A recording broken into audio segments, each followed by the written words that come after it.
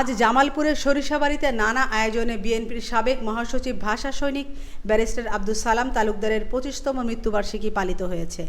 দিনব্যাপী নানা কর্মসূচির মধ্যে দিয়ে দিবসটি পালন করে উপজেলা বিএনপি ও অঙ্গ সংগঠনের নেতাকর্মীরা।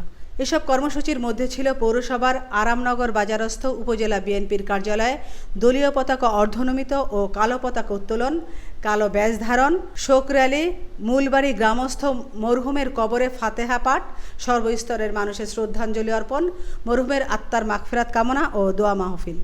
এ সময় উপজেলা বিএনপির সভাপতি আজিমউদ্দিনের সভাপতিত্বে উপস্থিত ছিলেন জামালপুর জেলা বিএনপির সভাপতি ফরিদুল কবির তালুকদার শামীম, সাবেক পৌর মেয়র ও উপজেলা যুবদলের আহ্বায়ক এ.কে.এম. ফয়জুল কবির তালুকদার শাহিন, উপজেলা বিএনপির দপ্তর সম্পাদক খায়রুল আলম শ্যামল সহ অন্যান্য নেতৃবৃন্দ। আমিনা ইসলাম, আজকের সংবাদ।